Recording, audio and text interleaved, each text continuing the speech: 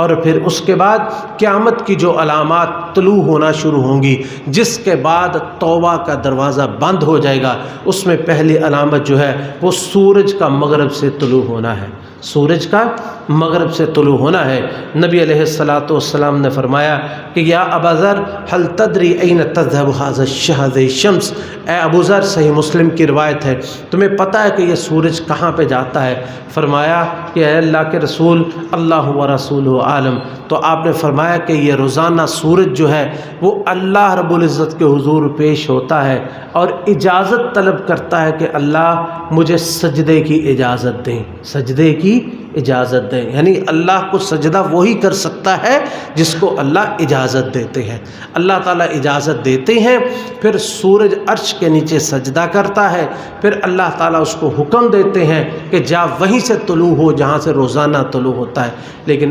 ایک دن آئے گا کہ جس دن اللہ تعالیٰ فرمائیں گے جا وہاں سے طلوع ہو جہاں پہ تو غروب ہوا تھا، تو وہیں سے پھر وہ طلوع ہو جائے گا۔ اور یہ وہ وقت ہوگا کہ جس کے بارے میں اللہ تعالیٰ نے فرمایا کہ یوم یأتی بعض آیات ربک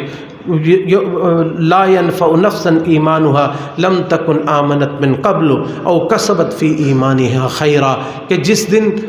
جس دن قیامت کی علامات ظاہر ہو جائیں گی، اس دن کسی شخص کا ایمان کا اس کو فائدہ نہیں ہوگا جو پہلے ایمان نہیں لایا ہوگا۔ نبی علیہ الصلوۃ والسلام نے فرمایا، صحیح مسلم کی یہ بھی روایت ہے کہ لا تقوم الساعۃ حتی تطلع الشمس من مغربها، اس وقت تک قیامت قائم نہیں ہوگی جب تک سورج مغرب سے طلوع نہیں ہوگا۔ فإذا طلعت الشمس من مغربها آمن الناس كلهم اجمعون، جس وقت سورج مغرب سے طلوع ہو جائے گا سارے کے سارے لوگ ایمان لے آئیں گے، لیکن فَيَوْمَئِذٍ لَا يَنْفَعُ نَفْسًا إِيمَانُهَا لَمْ تَكُنْ آمَنَتْ مِنْ قَبْلُ أَوْ كَسَبَتْ فِي إِيمَانِهَا خَيْرًا، اس وقت ایمان لانے کا کوئی فائدہ نہیں ہے، کیونکہ یہ وہی ایمان ہے جو فرعون غرق ہوتے ہوئے لایا تھا، یا وہ شخص جس کی موت آ جائے وہ اپنے سامنے فرشتوں کو دیکھ لے، جہنم کو دیکھ لے اور ایمان لے آئے۔ اسی طرح ان لوگوں میں سے کسی کا بھی ایمان اور کسی کا اس کے بعد کوئی صدقہ کرنا چاہے اس کا صدقہ قبول نہیں ہوگا، جو نیکی کرنا چاہے اس کی نیکی قبول نہیں ہوگی۔ لا ينفع نفس ایمانها لم تکن آمنت من قبل او کسبت فی ایمانها خیرا،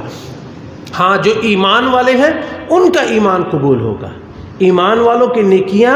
اور ان کا ایمان قبول ہوگا، کیونکہ وہ پہلے ایمان لائے تھے۔ اس وقت جب وہ دیکھ کے لا الہ الا اللہ پڑھیں گے تو اللہ اس کو قبول کر لے گا۔ جو پہلے نہیں نیکی کرتا تھا یا پہلے ایمان نہیں لاتا تھا تو اس وقت اس کا نہ ایمان قبول ہوگا نہ عمل صالح قبول ہوں گی۔ اور ایک تیسری روایت میں ہے کہ نبی علیہ الصلوۃ والسلام نے فرمایا ان اللہ عز وجل یبسط یدہ باللیل لیتوب مسیء النہار، اللہ رب العزت رات کو اپنا ہاتھ پھیلاتا ہے تاکہ دن کو گناہ کرنے والا توبہ کر لے۔ وَيَبْسُطُ يَدَهُ